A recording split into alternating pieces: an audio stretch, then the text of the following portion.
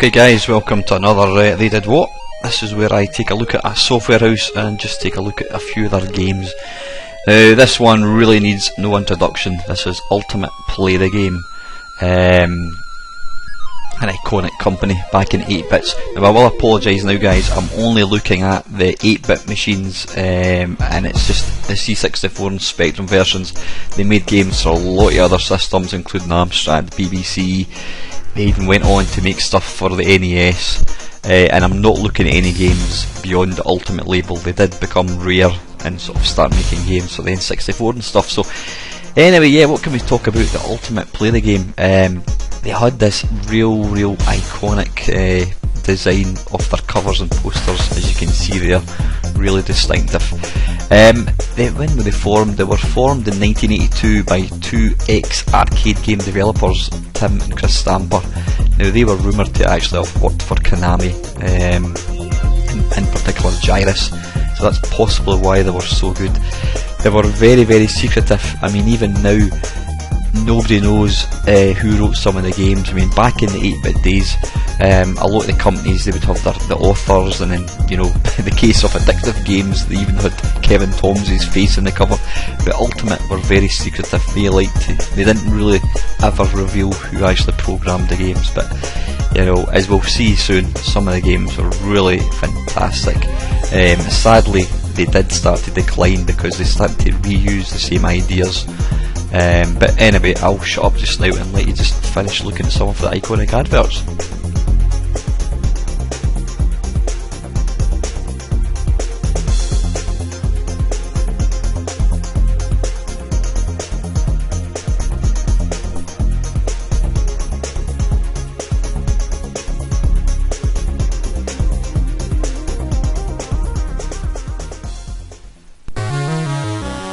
Okay, to kick things off, this is Blackwyche. This is on the C64.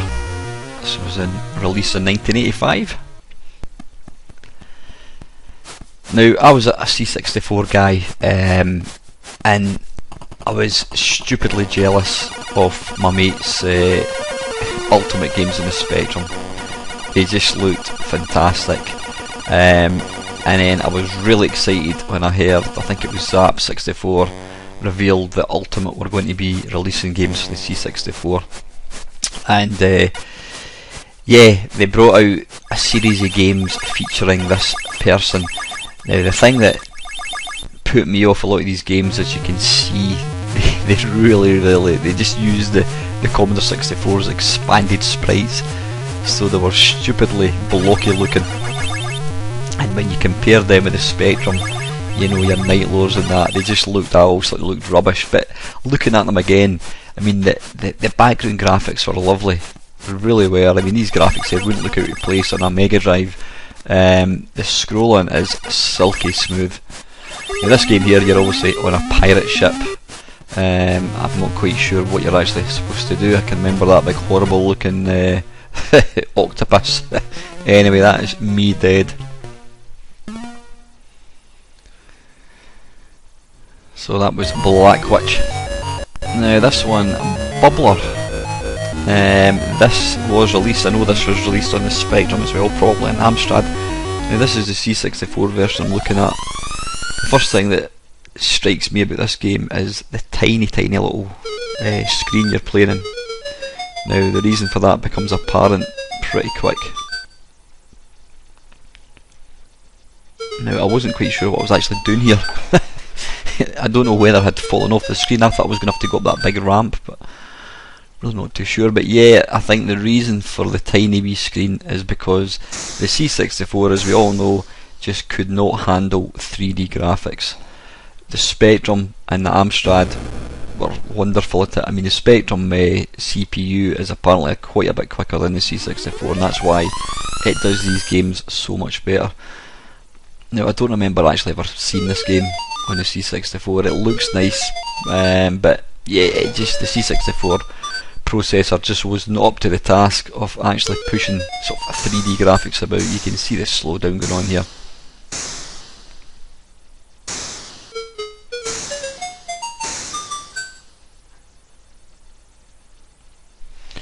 Really not quite sure what I'm supposed to be doing actually. Not quite sure why we've got two directions either.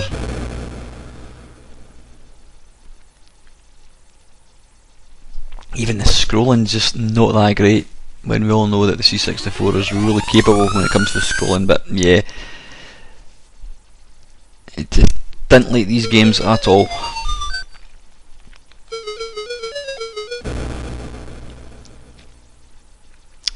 So that is a bubbler. Now this next one, Dragon Skull, as we'll soon see, it features the same as Arthur Pentagram, I think, was that the name of the character? I think it was. Yeah. Now I don't remember playing this one ever. You press the spacebar to sort of select your different, I was going to say weapons. You've got a shovel. I don't know what the next one is. It looks like I don't know what that is. You've got paws, obviously. The green one allows you to fire a sort of fireball type thing, and then the last one I actually thought the bluey one, the far right, I actually thought that was like a map icon, but it's not. It appears to make you jump. It looks like, is that a foot jumping up in the air, I think. Now I thought that this game had actually kind of corrupted with that horrible noise, but as we'll find out in a second, the noise is actually the noise of the sort of the laser beam thing on the skull's mouth. Now I do apologise with my complete lack of any skill when it comes to these games. I wasn't a fan of them back in the day, and I can't say that having played them for this video has really changed that opinion. So that's your fireball thing. That's the thing about, you know, the graphics in this game, in these games, the graphics in the C64 Ultimate games were beautiful. They really were. It's just the sprites. If they'd maybe tried to use the sort of higher res sprites, then it would have looked a hell of a lot better. Now oddly, the noise just seems to stop, I think. Ah right, it's when you touch that starfish.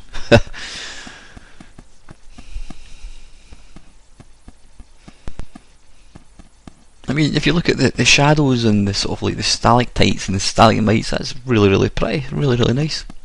It's just the bloody ugly sprite that they used, not just for the main character, but for, you know, for the baddies as well. That was a shame.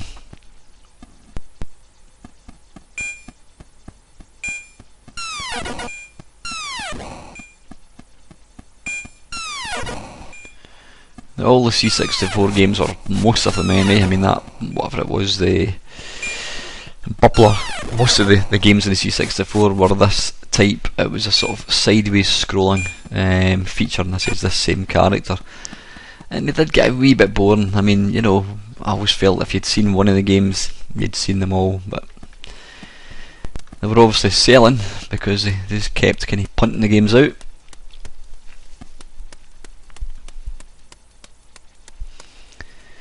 Now I've obviously got to try and get that. That's a shovel, but you'll notice as soon as I come in the room, these ants, I don't know what they are, they come towards it now. I try to run up and pick it up, but I was hoping that when I touched the spade it would automatically pick it up, but it didn't seem to do that. So I don't know whether I've got to press a button or something, but I couldn't manage it anyway.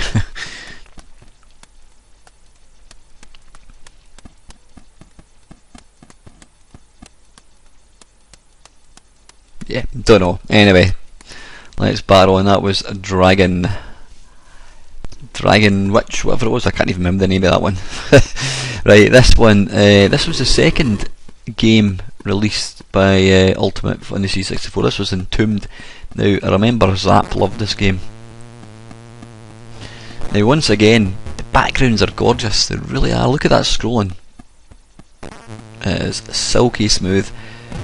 Now, they've improved the sprites a wee bit. At least they're kind of multicoloured, but again they've gone for the expanded sprites, which wasn't, you know, their fault. That was just a feeling in the C64. But you could use a kind of higher resolution for better looking sprites, but they chose to go down the blocky road, which I didn't like.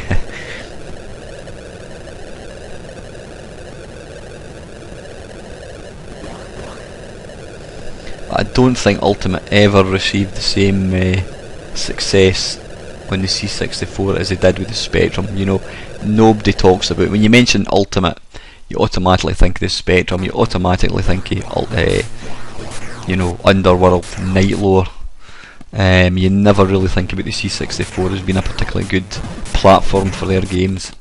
And you know, that's maybe possibly a wee bit unfair because some of the games were good, but I think the difference was in the Spectrum, the games were absolutely, truly revolutionary. You know, they really, people didn't realise or expect that what they were putting out was even possible on that computer. I mean, I remember seeing some of the games on my mate's Spectrum and I just couldn't believe what I was actually seeing. So this is Tombed. Right, this one here, I always hated this game, Imhotep. I hated the title, I hated the fact that they used this big blocky kind of graphics for the words. Now this is a strange game. Now you'll see here I was struggling big time with this one. I don't know whether you get to a second level. I'm guessing there must be a, you know, there must be another level, but to me this reminds me of a kind of Defender game, a drop zone type game, or a Joust type game, obviously the kind of graphics, but it's bloody impossible. And I've got to say I didn't particularly enjoy playing this at all. Didn't enjoy it back in the day, and I remember, you know, back in the day playing it and thinking, this is crap. And there's nothing here that's going to change my mind.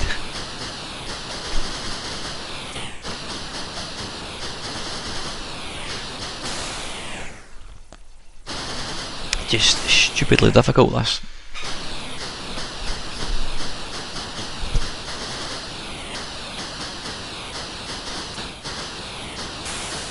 I mean, some of the wee guys, they just seem to kind of hone into you.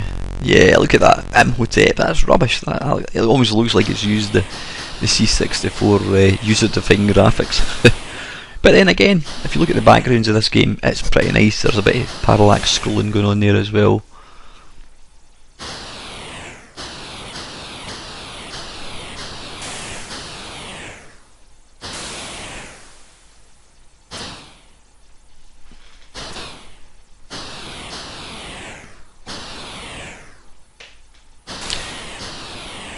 So yeah, enough of that one. That is Imhotep.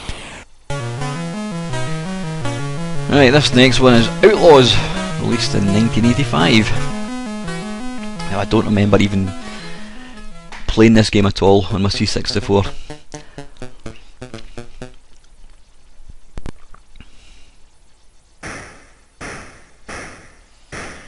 And once again, the graphics they just look rubbish. You know, when you see what they were doing in Spectrum, this just looked awful. I think that was the reason I went off the Ultimate games. I played Staff of Karnath, which we'll come to later on, and I played Entombed, and I just didn't like them. In fact, I think the later games by the Zap team, they weren't getting very good reviews, and you know, I'd seen enough, so there was nothing that made me want to play one of these.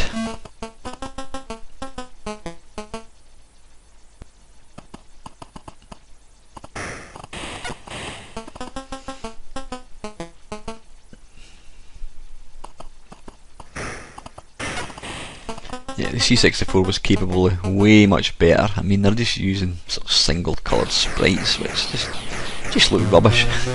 They really do.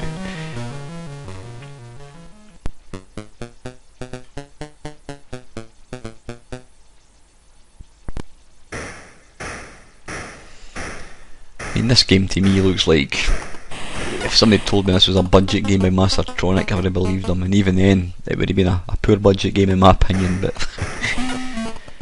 now I don't know why I got killed there. It looks like I killed him, but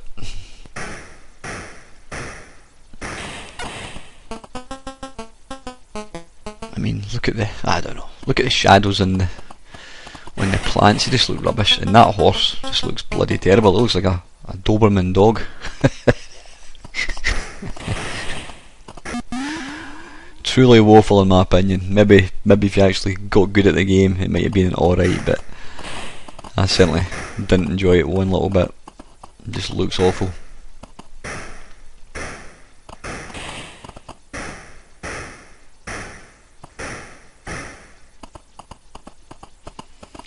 I did at this point realise you could actually duck, which didn't make the game any easier. Yeah, that's abysmal in my opinion. That is Outlaws.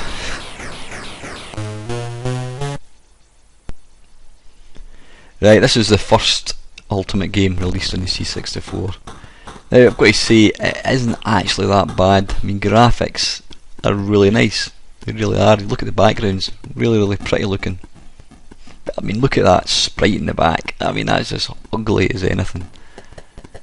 And that was the big feeling in the C64, was the expanded sprites. Yeah, apparently it made putting characters into games really easy, but they just looked absolutely horrendous when they were expanded like that. Obviously they were expanded to make them look bigger, but they just looked awful.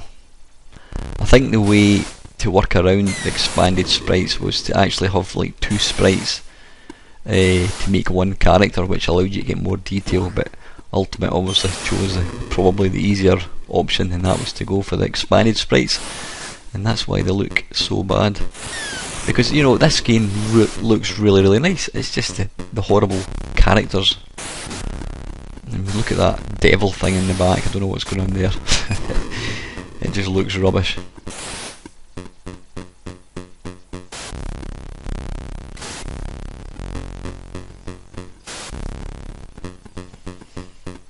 And rather annoyingly in this game as well, you had to press a spacebar to sort of change between jump and what have you. Now, I couldn't quite figure out what to do with this thing.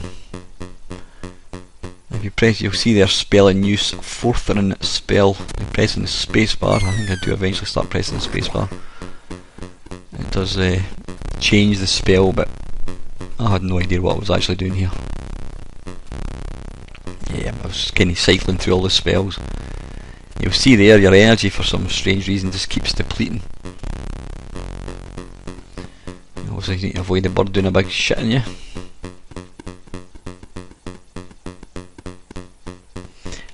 Animation, I mean the animation of that character is not bad, it's actually quite smooth, but again it's just because it's ugly and blocky looking and it looks like it's been built with Lego.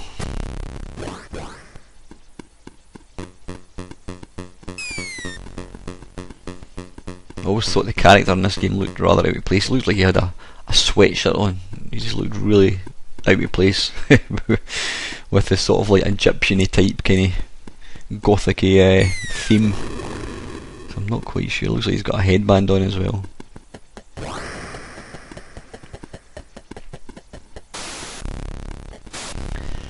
I did try to get into this game back in the day, but I don't know. I just couldn't get to grips with it at all. But I said I just didn't like the graphical style. The sprites put me off, and that was enough for me.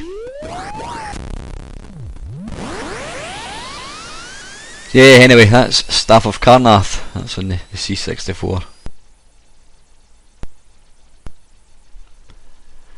Right, okay, now we're getting into more iconic games released by Ultimate. These are all on the Spectrum. This is Alien 8. Now this was the sequel to Nightlore, which we'll come to in a wee bit.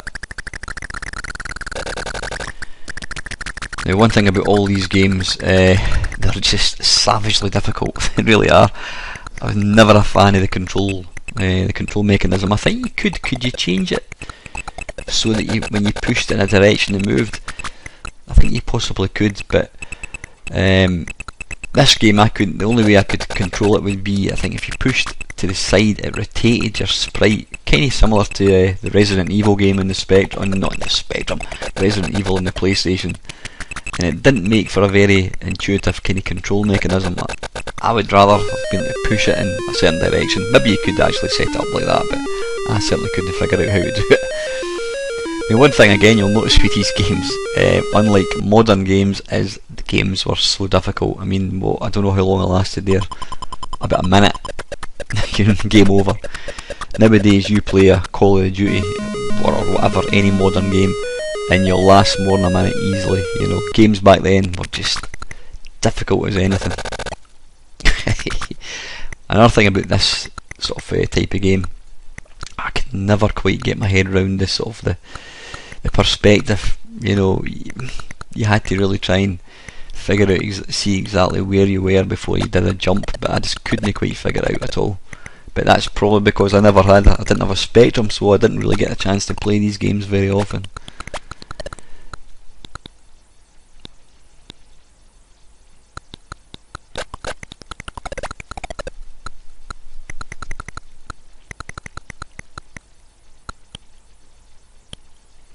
But these graphics, the graphics that they were able to put out in the Spectrum were just incredible. They really were. I mean, high definition, and all in what, 48k, probably less by the time it takes. You know, you use some of the sort of K for the processor or whatever it is. But yeah, it's an absolutely phenomenal feat of coding. Interesting story that I heard about Ultimate. They were so secretive about all their games. They never gave previews of any games. You never saw screenshots of them. All you would know would be you would get the advert appearing in Crash, and it never gave too much away. And the thing is, because their games were so well produced, as soon as they published an advert, that was it, they were buying the game. Even though it had never been reviewed, people just went out and bought it because it was an Ultimate game in the Spectrum, was a surefire sign of quality. So people didn't wait for a review to see if it was going to be any good or not, and they didn't let them down. Although saying that, one criticism of Ultimate, they put together the sort of the Nightlore engine, and then they brought out this, and then every other subsequent game they released was using the same game engine, and some people started to get a bit tired of it. You know, it just felt like they were just reusing the graphics. Yeah, they maybe changed the style slightly, but it was the same game engine, and it was kind of just more of the same, but with different graphics. And I think people did start to tire. Eventually, I think the later games weren't even produced by the Stamper brothers, or produced by other people, and some people felt that the quality started to suffer, which was a shame. But you know, for their time, they were the best software house out there in the Spectrum. Now this game here, Attic Attack, I love this to bits. This was this their very first game? Did this come out before Jetpac? I'm not quite sure. This was one of their very early games in the Spectrum, and it's just glorious, absolutely glorious. You know, you look at the graphics, really well defined. You know, detailed looking. Even the wee sprites that float about, they look really nice. Yep, they're all sort of monochrome, and Ultimate didn't really seem to care too much about colour clash, as you'll see when you go through doors and things. You know, you get all this sort of colour bleeding, but they didn't bother about that. But you know, they really went to town on the sort of detail of the graphics. Really nice. This game is quite a simple game. You basically just keep, in fact I think if you hold the fire button down, it just keeps firing things and they bounce about. It's kind of it's an adventure game. You've got to pick up keys and you've got to destroy certain baddies, and I think there's even hidden doors behind bits of the furniture, but as you can probably tell, I'm not very good at it. But it was a great fun, actually a great game to play, really good fun.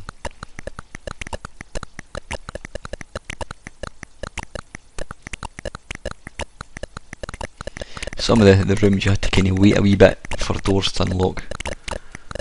I'm not really quite sure what doors these were. There you go, that door's opened up.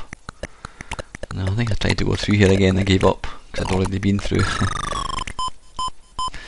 The one ingenious thing about this game, you'll see that when you die you get a cross put in the floor. That's just really nice, a really nice sweet touch.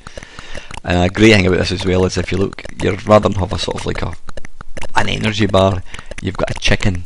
You've got a roast chicken there on the right hand side, and the more energy you lose, the chicken starts to turn into a kind of skeleton. And when it gets to the very bottom and it becomes all skeleton, then you die. And this was also one of the first games, I couldn't figure out how to pick up the key. It was probably I was trying to press different buttons but I couldn't figure it out. This was also one of the first games that actually allowed you to pick, I think it was one of 3 characters. Was it a magician, a serf? I can't remember what the other thing was, but I don't quite know what the difference was. I mean, they look different. I think they fired a different weapon, but I don't think they really gave you didn't get any extra sort of abilities. I think it's just a nice wee touch letting you pick one of sort of 3 characters, which was kind of unheard of back then. I mean, look at the graphics, really nice. They were all done in a very kind of gothic-y manner, you know, the sort of like haunted house type look. So yeah, that's Attic Attack. This one here, released in 1983, this is Cookie. And it did show, this was one of their earliest games, it did show that they could do arcade games as well. Now I think, this is the first time I've ever played this game. The idea of this game is to shoot ingredients into the bowl. Now, I'm not quite sure what that is, it's got 07. But when you start knocking ingredients into the bowl, that goes down. At first I thought it was like 7 ingredients, but then the number seems to go up as well. You'll see what happens in a second. But even for a very early game, the graphics were really well defined. Ah, right, okay, I've got you right. Right, you don't want, if you put any nasty stuff into the bowl, the number goes up, so you don't want to put a fish head into the bowl, you want to put in all the good things. So you see there, it's going down, 2 to go.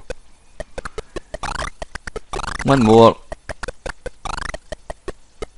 There we go, next level.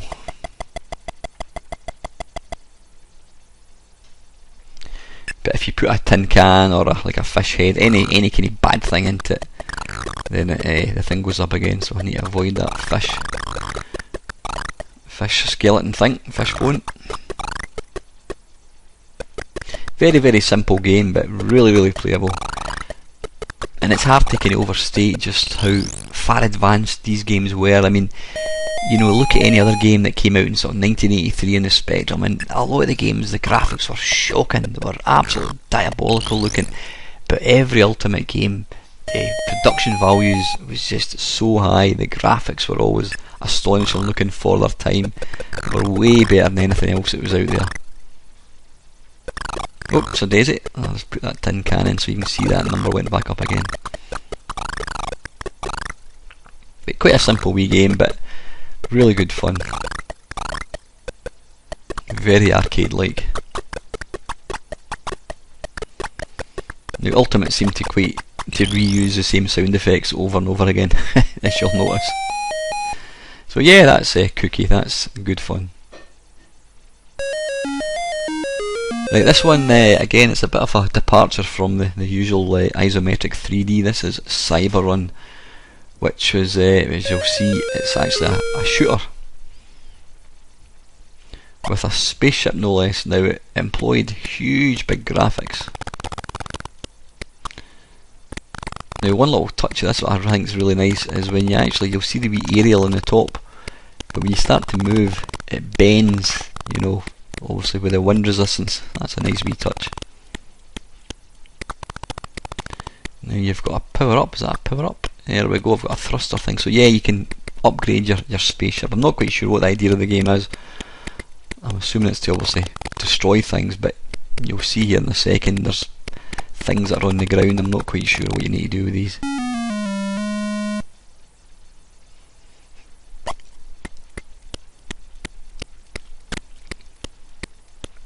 But once again, the graphics, really nice.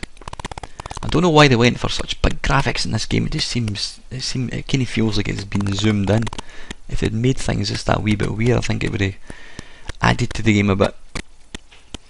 I'm not quite sure what that thing is. Or that, I don't know, can you shoot it? I'm not quite sure. As you've probably guessed, what I do is I play the game and then I'm just doing a voice commentary over them. I find it's easier that way.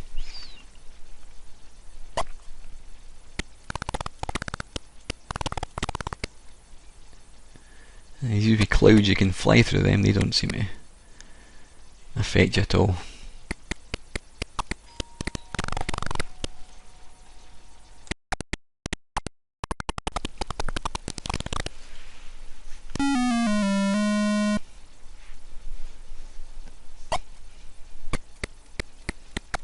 I don't know, did this game come out for any other platforms?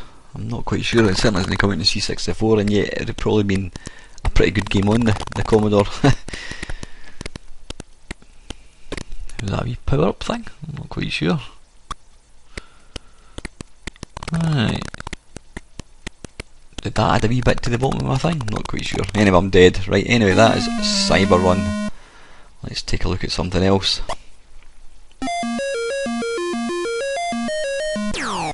Right, this is Gunfright.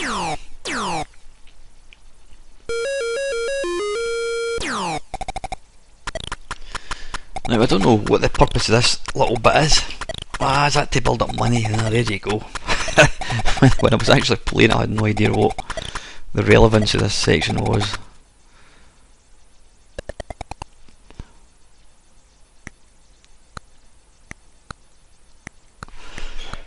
Now, the idea of this game, I believe, is to obviously kill the most wanted. You'll see there Buffalo Bill on the left hand side.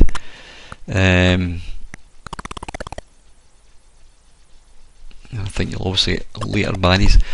Now, this particular game, I mean, you know, the graphical style is astonishing looking, and it also employs a sort of a kind of 3D exploded view. You know, when you go into a house, you come out the house, you get the background. You know, you get the full house, but when you go through the door, it disappears, and you're then inside. I mean, it's really, really clever. I think it would probably take a wee bit to get used to it. But you know, that just kind of showed you just what Ultimate were doing. They were really pushing the boundaries of games. Nobody had ever done anything similar. But of course, after Nightlore came out, everybody in their auntie were knocking out these kind of pseudo 3D games. Some of them were really, really good.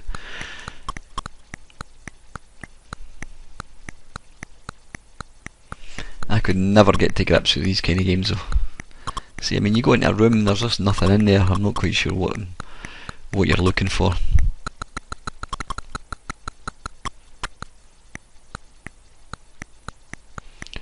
Right, I appear to get fined, I think, because I shot an innocent bystander.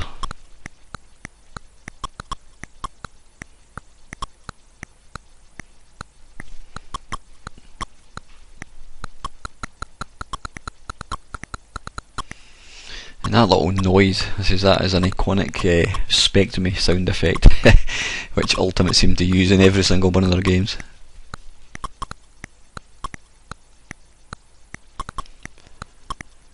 Now, I do eventually find a horse. This is probably the only second time I've ever played this game in my life. This is a game I find it far too frustrating. There we go, there's the pantomime horse. So you pick that up, and that gives you a big power boost. Even so, if it doesn't take itself too seriously, rather than being on a horse, it's like one of these things you see people running the London Marathon in. It's like their legs, but it looks like they're actually on top of a horse. I mean, the humour in the Ultimate games are just fantastic, which kind of it contradicted the fact that Ultimate were very secretive, and yet their games had a lot of humour in them. You know, it's strange. One story I heard was Ultimate won Game of the Year, or was it Software Publishing House of the Year, and they were getting an award, a Golden Joystick Award, or not Golden Joystick, a Golden whatever the hell it was called, and apparently they turned up in a limousine. They turned up in his limousine, picked up the award, didn't say anything, and just disappeared. That was the whole, you know, they just had this real cloak and dagger approach to their games, and that's what kind of made them so appealing as well. You know, you didn't know anything about the guys, didn't know anything about the company, but they put out these amazing posters, and their games, you know, generally were really, really top notch. This one here, this is my favourite Ultimate game. It's a fantastic game, it really is. This is a Jetpac, to anybody that's not aware, which is probably zero. You have to obviously assemble the little rocket, and then you've got to fuel it up with picking up rocket. This is picking up fuel, I should say. I mean, this is it's a brilliant game in its own right. It really is. I think it was ported to the C64. I don't think it was officially released in the C64. I might be wrong, but this is a game that is just, it's just, you always associate it with the Spectrum. Yeah, it's got colour clash galore, but it just plays so nicely. The wee laser looks brilliant.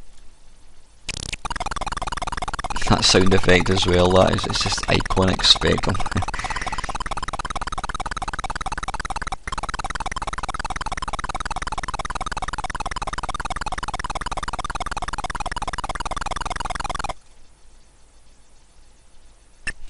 This time you don't have to reassemble the rocket, it's already assembled for you, so all you need to do is pick up the fuel. And I think it's after maybe 3 or 4 levels you've then got to assemble a new rocket, so the rocket that you have to build does kind of change, which kind of makes it interesting. This game was ported for, I think it was, I'm sure it was on the BBC, yeah it was on the BBC, and it was also on the VIC-20. So it may have been just slightly before the Commodore 64. I'll double check that actually.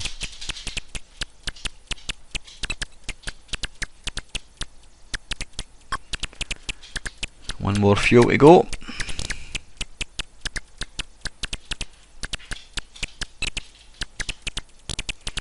You never know where it's going to appear from. Okay, right. Just wait for that to drop in, and then I need to try and navigate my way into the rocket at the bottom. You see that it starts to flash once you've picked up enough fuel. This game did actually get a port onto the Xbox 360, and I've got to say it's actually excellent. It's really, really good. You know, it's just, it's a kind of remake you would want to see. So that is Jetpac. Now this is probably the most iconic game released by Ultimate on the Spectrum. This is Night Lore. When people saw this game, it literally, their jaws hit the floor. This was something that had never been seen before. Now again, I believe it's a true fact that Ultimate actually held this game back. This game was released, this game was written before Underwurlde, but they actually delayed releasing this because they felt that people weren't ready for it. They felt that if they'd released this, it could have possibly impacted on other games that they'd written, because it just was so far advanced for its time. And even now, it's a fantastic looking game. I'm not overly convinced the playability of it, because it's hard to try and see where you're going to touch something. If you just even touch one of these spiky ball things, you instantly die. So I always found that very difficult to play. But saying that, there's plenty, 100,000 Spectrum owners probably completed the game, and it's certainly one of the most memorable. The fact that you could even push things like that was phenomenal. You see here, I push these wee tables up, he's taking his wee epileptic fit, he's turning it back into the Sabre Wulf or Cyberman. And you see there, both these tables have got their own individual sort of physics. Like, so you can, I could push that top table off if I wanted. Now I think when you're the Wolf, I think you can jump higher. I think that's what it is, or can you just move quicker? I can't remember exactly. Now I don't know how you pick that thing up. Obviously that's the idea of the game, to pick it up. But I could not figure it out at all.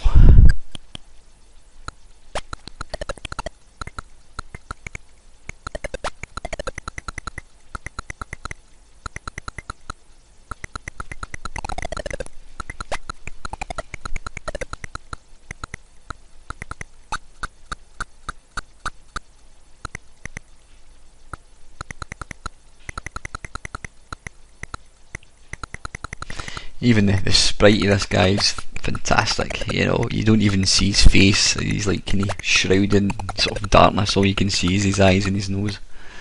Really, really iconic. And even if you look at the walls, rather than going for like filled in sort of like walls, they've just gone for wee bits of brickwork, and it creates a really, really nice atmosphere. You can imagine that being it's a castle. It's very, very much a case of kind of less is more. It's minimalistic looking, but so effective.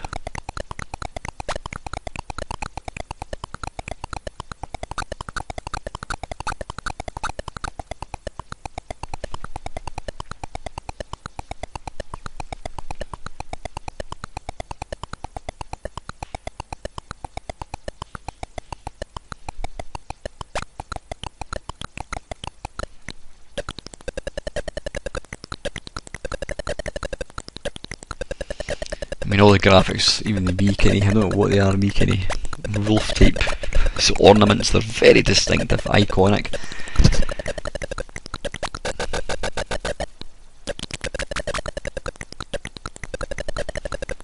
Yeah, that's Nightlore, an absolute stonking game. I said I can't get to grips with it at all, but it's an iconic game.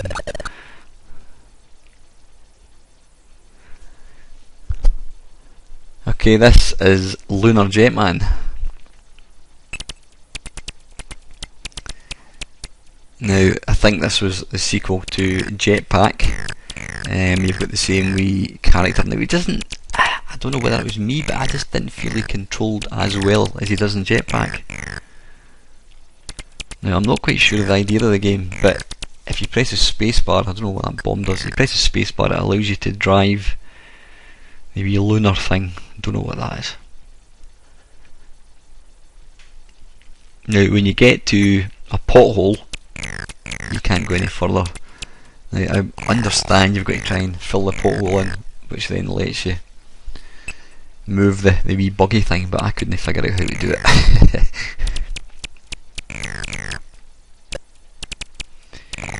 And you've also got some kind of time limit thing going on up there as well. Looking at the top, it shows you where aliens are coming from, and then you've also got the wee truck thing. Now, see, I don't know what that is. Have you got to destroy that or something?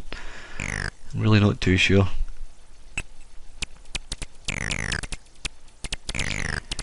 Now, this game was, it had a bit of an urban myth about it. Somebody reported that you could actually, there was a trailer which you could pick up and hook onto the back of the wee buggy. Now, Crash actually published a picture of the trailer.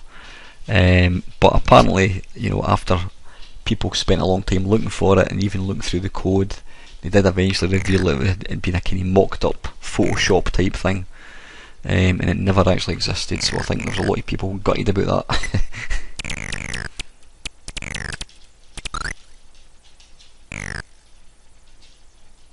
So yeah, that's Lunar Jetman.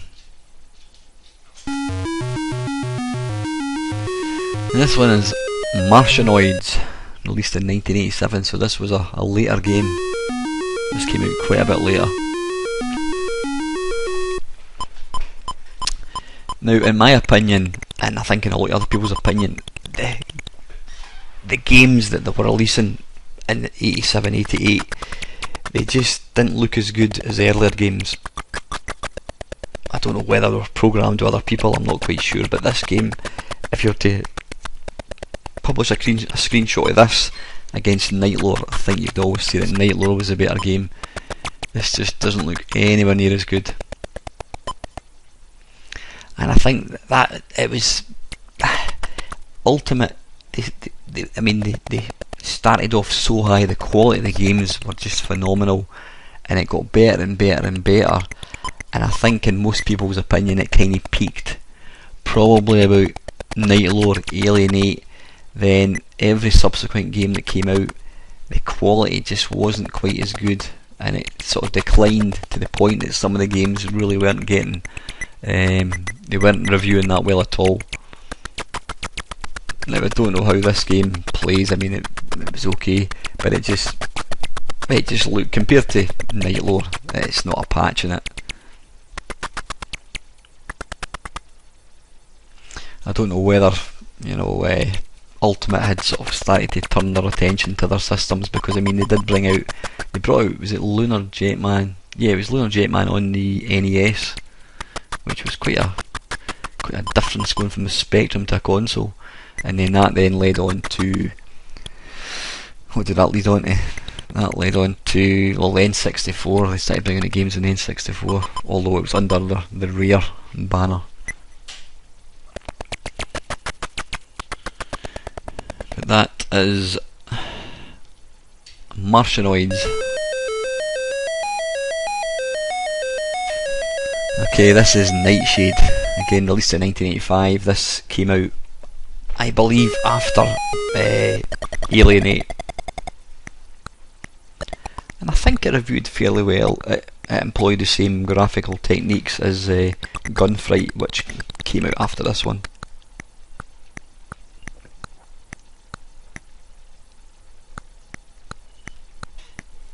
Really, excuse me, really pretty looking game.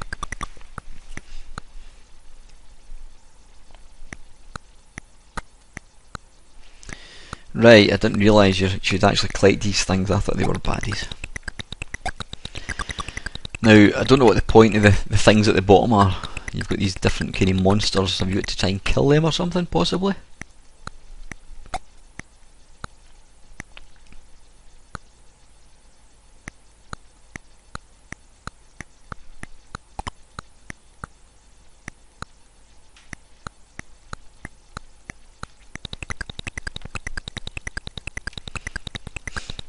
I think the only game that I can remember that actually kind of copied the graphical style with the sort of filling in things was what do you call it? Oh dearie me, the name has completely escaped me. That's terrible. I'll remember it.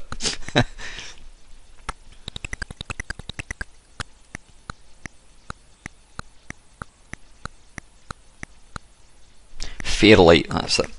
By Joe Bangerg or something his name was. I could actually remember the name of him rather than the name of the game. Yeah, Fairlight, that was a amazing looking game. I mean it just ripped off all the Night Lord games, but it done it really well. Now the reason we never saw games like this on the C64 is that it simply couldn't handle it, which is always galling to C64 people like myself.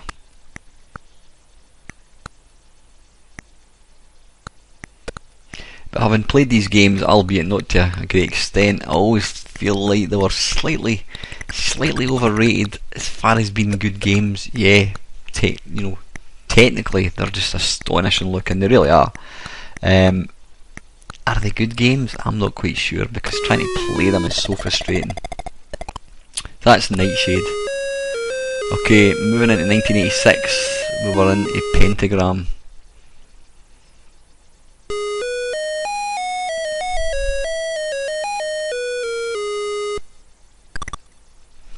Now again, you'll see it's employing the same graphical style. This seems to have more in common with Night Lord, this one, again. This is actually really pretty, although I could not for the life of me figure out what I was supposed to do here. You can't seem to shoot these things. I was thinking you just have to try and make a run for it, but despite every effort, I was close there. I simply couldn't get past.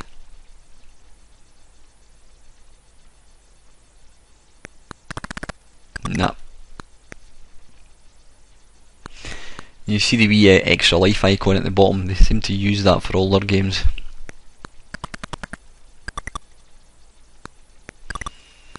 As they did, they seem to recycle the sound effects as well.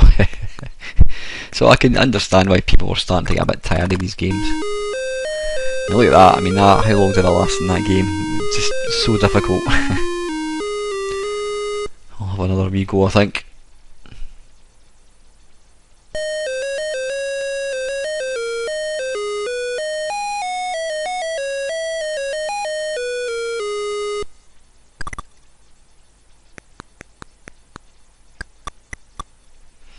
Now even on the humble spectrum, you'll see here, this particular screen just slows the game to a crawl.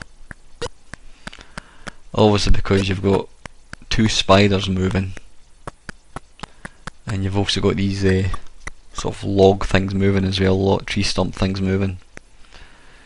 You put that in the C64 and it would just probably grind to a halt.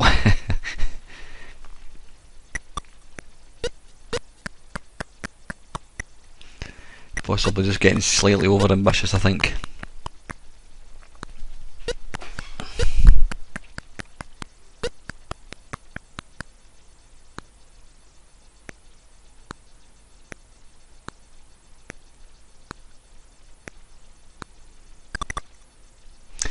Yeah, that was Pentagram. Right, this next one, this is a very early game. This is in 1983. This is Pssst, as in what you feel like when you come back for the pub.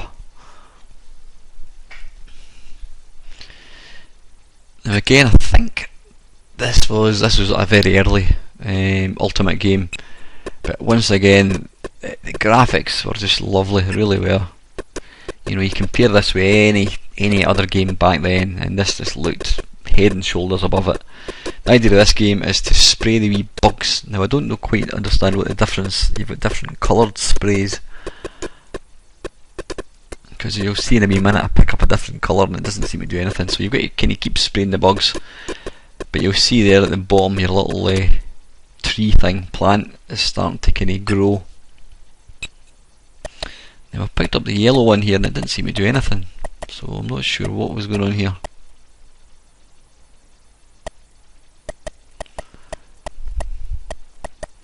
And once you've picked up a spray you can't seem to drop it, so I think eventually this deliberately died like that. And I think the red one does nothing as well. That seems to stun them, and then when you touch them you die, so I think I'll go back to the blue one here. That's a good fun wee game. It's very, very simple.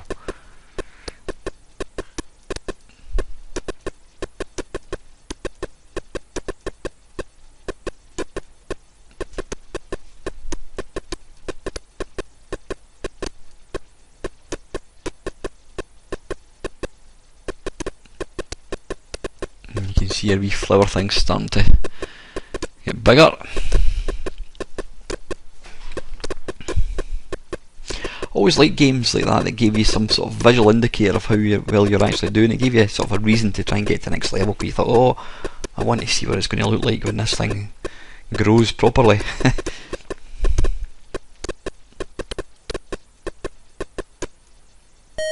Hey, there we go, ding dang do. That's a lovely wee game. As I say, it's a very early game, but it's really nice to play. That was Pssst. Right, this one. This is Sabre Wulf.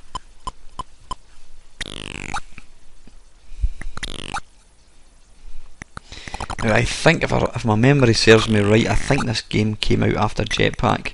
This was before Nightlore, I think. Nightlore and Underwurlde, I think, came out at exactly the same time, which was quite unusual to release two games at the same time. I mean, how brutally hard was that? That was 20 seconds it lasted.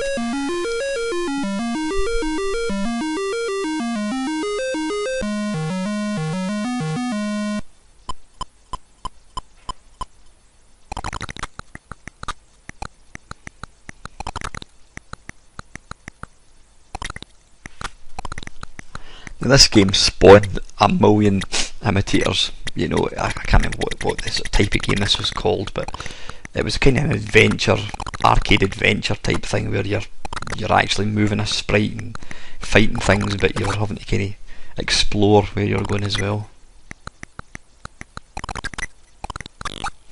I wasn't a big fan of these games, I must admit, but you know, that was just me. These games were stupidly popular. Don't want to wake him up, too late. Was he the Sabre Wulf possibly? I think he might have been.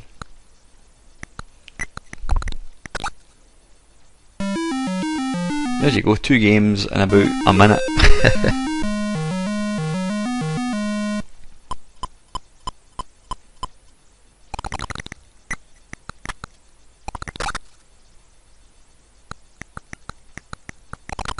Oh, extra life I think. Was it? Oh, there we go. I think it's an extra life, I'm not too sure.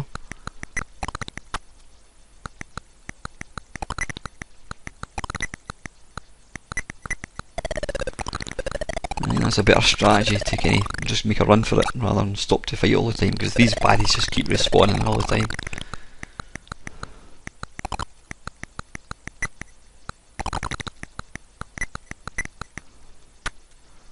Ah, what's that down there? That thing that's flashing.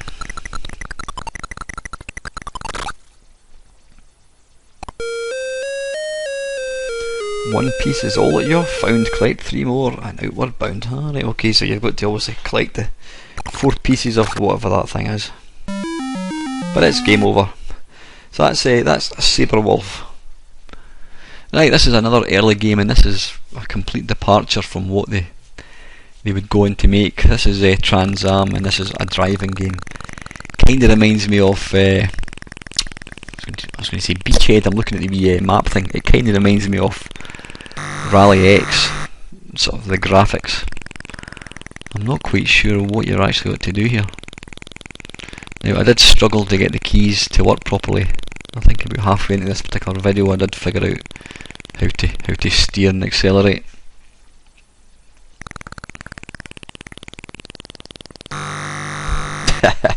Don't crash into bushes.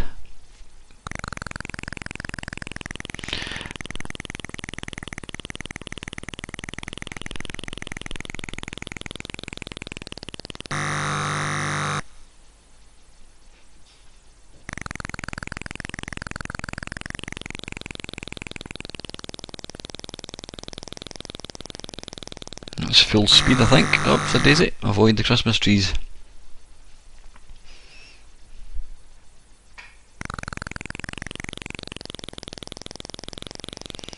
Now I think at this point I'd actually found out how to Wichita. USA. Ah, right, okay. I think I'd learned how to control the car, but I still didn't figure out what was actually supposed to be doing.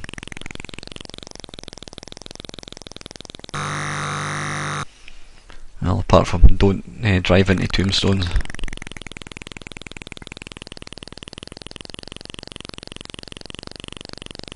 But again, it's an early game, but it's nice presentation. Plays really well, and that was always a trademark of every single Ultimate game. They were always really produced highly. Okay, right, this is the very last game we're going to look at, guys. This is Underwurlde. Now, this was about the I don't know when it came out. This fall. This came out after Attic Attack. Sorry, it came out after Sabre Wulf. And it came out, I think, exactly the same time as Nightlore. And they're two completely polar opposite games. Now, I always found, as much as I thought this game looked nice, I always found it extremely frustrating because every time a baddie hits you, he just knocks you off your platform, and they just keep respawning all the time.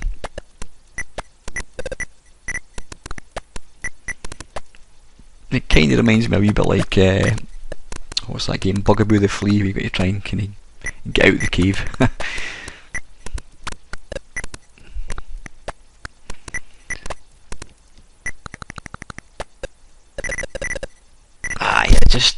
I wasn't a fan of this game at all. It looked nice, but it just was incredibly frustrating to play. It really was.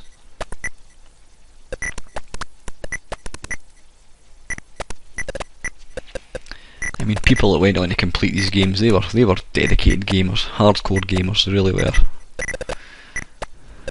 Not like people nowadays that complete a Call of Duty and think that they're heroes. This was gaming at its hardest.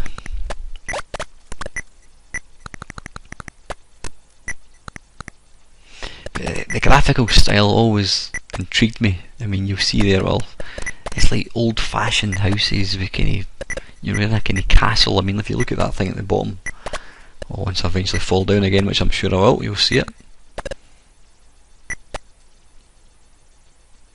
Yeah, it's got a date, 1679. It's like something that would be in a kind of gothical Dracula's castle or something. Quite an unusual style to pick for a wee video game.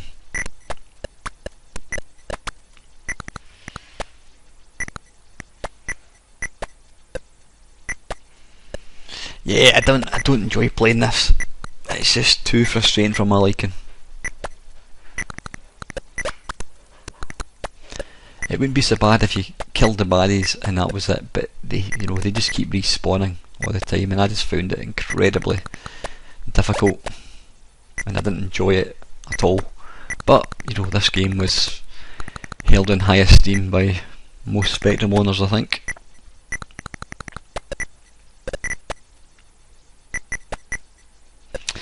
So anyway, guys, listen, that is it. That is the end of our video. I hope you enjoyed watching it. If there's any companies you want to see featured in this thing, please just put your comments below, and I shall certainly do my best to try and feature them. And as usual, guys, thank you very, very much for watching.